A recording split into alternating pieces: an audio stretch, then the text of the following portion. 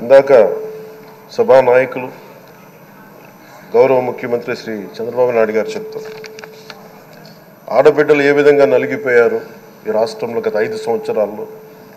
చిన్న లేదు, పెద్ద లేదు, ఎవరని లేదు. ఎవరన్నా సరే ఒక మాట మాట్లాడితే వాళ్ళు వ్యక్తిగతంగా దూషణ, సోషల్ మీడియాలో వాళ్ళని క్యారెక్టర్ అసాసినేట్ చేయటం, వాళ్ళు పెద్ద నాయకులు కావచ్చు, కార్యకర్తలు కావచ్చు, లేదా వాళ్ళకి ఎదురు తిరిగి ఒక ఒపీనియన్ చెప్పి ఎవరైనా సగటు మనిషి కూడా కావచ్చు, అది ఇక్కడతో ఈ రోజు నుంచి ఆగిపోవాలి అధ్యక్ష. అది మీ ఆధ్వర్యంలోనే మొదలవ్వాలి. గత ప్రభుత్వం తాలూకు సభ జరిగిన విధానం చూస్తే ఈ వ్యక్తిగత దూషణ ఇవన్నీ చాలా ఇబ్బంది పెట్టే ప్రజలు. ఈ రోజున వాళ్ళకి 11 సీట్లకు పరిమితం అయ్యారు, ఈరోజు లేరు, ధైర్యం లేదు వాళ్ళకి. విజయాన్ని తీసుకోగలిగారు కానీ ఓటమిని కూడా ధైర్యంగా కూర్చుకునే వాళ్ళకి స్థాయి లేదు, వాళ్ళకి పారిపోయారు ఇక్కడి నుంచి. భావంలో ఉండే తీవ్రత భాషలో ఉండాల్సిన అవసరం లేదు. భాష మనుషుల్ని కలపడానికి కానీ విడగొట్టడానికి కాదు, భాష విద్వేషం రేపడానికి కాదు, పరిష్కరించడానికి. ఎంత జటిలమైన సమస్య అయినా, భయంకర సమస్య అయినా చర్చల ద్వారా పరిష్కరించుకోవడానికి కానీ వివాదం సృష్టించడానికి కాదు. ఈ సభ ఉన్నది అందుకు. కానీ మనం చూసింది వాళ్ళ దగ్గర నుంచి బూతులతోటి, వ్యక్తిగత దోషులతోటి రాష్ట్ర పురోభివృద్ధిని ఆపేశారు.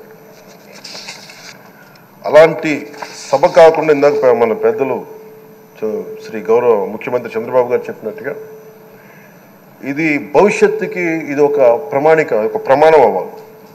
2047 వరకు ఇంత అద్భుతమైన స్థానంలో మనకి ఆంధ్రప్రదేశ్ తెలుగు జాతి ఉన్నత స్థాయికి వెళ్ళాలంటే ఈరోజు మనం వేసే ప్రతి అడుగు అది భవిష్యత్ తరాలకు ఒక నిర్దేశక ఒక టచ్ స్టోన్గా ఉండిపోవాలి, ఒక గిట్ రాయిగా ఉండిపోవాలి. ఈ రోజున ఈ సభలో ఉన్న గౌరవ సభ్యులందరూ చట్టాలు చేయడానికి ఉన్నారు, చట్టాలు ఉల్లంఘించడానికి కాదు. విభేదించడం అంటే ద్వేషించడం కాదు, వాదించడం అంటే కొట్టుకోవడం కాదు. ఇవన్నీ విభేదించడం, వాదించడం ఇవన్నీ ప్రజాస్వామ్యానికి చాలా మౌలికమైన పునాదులు. ఆంధ్రప్రదేశ్ ఆవిర్భావం జరిగి అసలు భాషా ప్రయుక్త రాష్ట్రాల ఆవిర్భావమే మన ఆంధ్ర రాజ్యంతో మొదలైంది. అమరజీవి పొట్టి శ్రీరాములు గారి బలిదానం మీద మన రాష్ట్రం పుట్టింది. 56 రోజులు తిండి తిప్పలు తినకుండా నరకం అనుభవిస్తూ ఆయన బలైపోయారు. ఆయన మరణానికి చేరువవుతూ ఆమరణ నిరాహార దీక్ష చేసిన ప్రతిరోజు మనకి దాదాపు ఈ సుదీర్ఘమైన 6 దశాబ్దాల కాలం, 1.5 సంవత్సర కాలం అంటే ఆయన ప్రతిరోజు చావుకు చేరువవుతూ భోజనం లేకుండా ఆయన గడిపిన ప్రతిరోజు మనకి 1.5 సంవత్సర కాలం. అలాంటి నేపథ్యంలో అలాంటి మహోన్నతుడు శ్రీ పొట్టి శ్రీరాములు గారి త్యాగాన్ని కనుక మనం ఈ సభలో ప్రజా సంక్షేమం కోసం మాత్రమే చర్చలు జరగాలి, వాదోపవాదాలు హద్దులు దాటకుండా ఉండాలి, వ్యక్తిగత దూషణకి తావివ్వకుండా ఉండాలి. అలా కాకుండా గత ప్రభుత్వం లాగా ఈ సభని తిట్లకి, బూతులకి, కొట్లాటకి వాడితే ప్రతి నిమిషం పొట్టి శ్రీరాములు గారి బలిదానాన్ని అవమానం చేసినట్టే.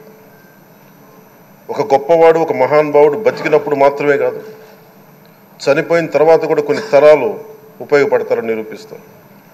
అలాంటి కోవకు చెందిన మహానుభావులు ఆంధ్ర రాష్ట్ర సృష్టికర్త, భాషా ప్రయుక్త రాష్ట్రాలకు శ్రీకారం చుట్టిన ద్రష్ట, అమరజీవి శ్రీ పొట్టి శ్రీరాములు గారి స్మృతిలో ఒక విలువలతో కూడిన ఒక సత్సాంప్రదాయాన్ని తెరలేపుతూ మీ ఆధ్వర్యంలో ఈ సభ జరగాలని, ఈ 5 ఏళ్ల ప్రజాప్రస్థానంలో ఈ విలువైన 5 ఏళ్ళు రాబోయే తరానికి గొప్ప భవిష్యత్తునిచ్చేలా, అన్నం పెట్టే రైతుకి, కౌలు చేసుకునే రైతుకి, రైతు కూలీకి అండగా ఉండేలా, మహిళలకి భద్రతతో పాటు ఉన్నత స్థాయికి ఎదిగేలా, ప్రభుత్వ ఉద్యోగులకి భద్రత కల్పించేలా, పశువు, పక్షి, ప్రకృతి సర్వజనులందరికీ కూడా మతాలకి, ప్రాంతాలకి అతీతంగా సుభిక్షంగా అభివృద్ధి పదంలో ఆంధ్రప్రదేశ్, ఆంధ్ర రాజ్యం అద్భుతమైన ప్రగతి సాధించేలా ఈ చర్చలు సాగాలని కోరుకుంటూ, సభాపతి అయ్యన్న పాత్రుడి గారికి మీ ఆధ్వర్యంలో ఈ సభ ఒక సరికొత్త సాంప్రదాయానికి, సత్సాంప్రదాయానికి ఇది తెరతీయాలని కోరుకుంటూ మీకు మరోమారు శుభాభినందనలు తెలియజేసుకుంటాను.